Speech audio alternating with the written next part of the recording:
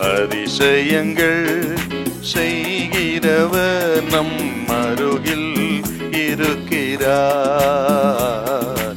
அற்புதங்கள் செய்கிறவர் என்றும் நமக்குள் வசிக்கிறார். 2 ராஜாக்கள் 14:23 சில வார்த்தைகள் வாசிங்க பார்க்க. யூதாவின் ராஜாவாகிய யோவாசின் குமாரன் அமத்சியாவின் 15ஆம் வருஷத்தில் இஸ்ரவேலின் ராஜாவாகிய யோவாசின் குமாரன் யெரொபெயாம் ராஜாவாகி சமாரியாவில் 41 வருஷம் அரசாண்டு கர்த்தரின் பார்வைக்கு பொல்லாப்பானதை செய்தான். இஸ்ரவேலை பாவம் செய்ய பண்ணின நேபாத்தின் குமாரனாகிய யெரொபெயாமின் பாவங்கள் ஒன்றையும் அவன் விட்டு விலகவில்லை. இந்த 20 நாட்களிலே தேசம் செழிப்பாக இருந்ததாம்.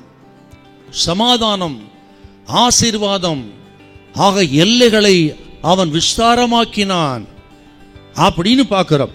ஆக தேசத்தை விஸ்தாரப்படுத்தினான். ஆக செழிப்பு, அத்தனை ஆசீர்வாதம் பாருங்க.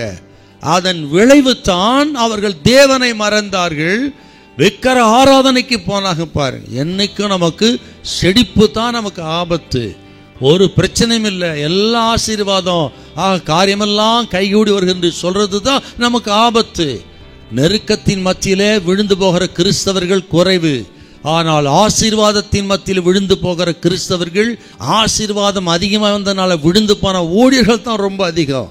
ஆகவே தேவ பிள்ளைகளே, செழிப்பு தான் ஆபத்து. பாருங்க, ஒரு வார்த்தை இருக்குது, ஓசியா 13:6 கொஞ்சம் வாசிங்க பார்க்கலாம். தங்களுக்கு இருந்த மேய்ச்சலினால்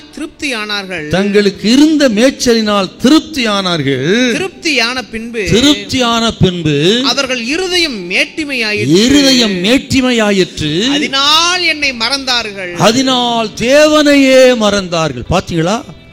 அப்ப இந்த செழிப்பு தேவனையே மறக்க வைத்தது, பெருமை கொள்ள வைத்தது, தங்கள் புயபலத்தை நம்பி தங்களையே சார்ந்து கொள்ள வைத்து விட்டது. பாரு, அதனால தான் எப்பவுமே ஆசீர்வாதம் வரும்போது கவனமா இருக்கணும். ஒருவேளை கேட்கிற தேவ பிள்ளைகள், உங்கள் நெருக்கம், உங்கள் இல்லாமை, வறுமை, உங்களுடைய எதிரான சூழ்நிலை நிமித்தம் உங்களை நொந்து கொண்டிருக்கீங்களா? பயப்படாதீங்க. இந்த நேரங்களில் ஆண்டவரத்தில் அதிகமாய் நாம் நெருங்க வேணும். இப்படிப்பட்ட காலங்களில் தான் தேவனை தேடுவதற்கு அதிக வாய்ப்பு, ஆண்டவர் நம்மோடு பேசுவதற்கு அதிக வாய்ப்பு, அவர் சித்தத்தை, திருவுளத்தை அறிந்து கொள்வதற்கு இந்த நெருக்கங்கள் தான் ரொம்ப நமக்கு முக்கியம். பாருங்க, இந்த நெருக்கங்களை, இந்த பாடுகளை முறுமுறுத்து வேஸ்ட் பண்ணாதீங்க. அதுக்கு பதிலாக தேவ பிள்ளைகள் இதை பயன்படுத்தி கொண்டு தேவன் முகத்தை தேடி நெருங்குங்க. கர்த்தர் சொல்கிற எல்லா நெருக்கத்தையும் விடுதலையாக்கி தேவன் நம்மை ஆசீர்வதிப்பார். ஹல்லேலூயா, ஹல்லேலூயா.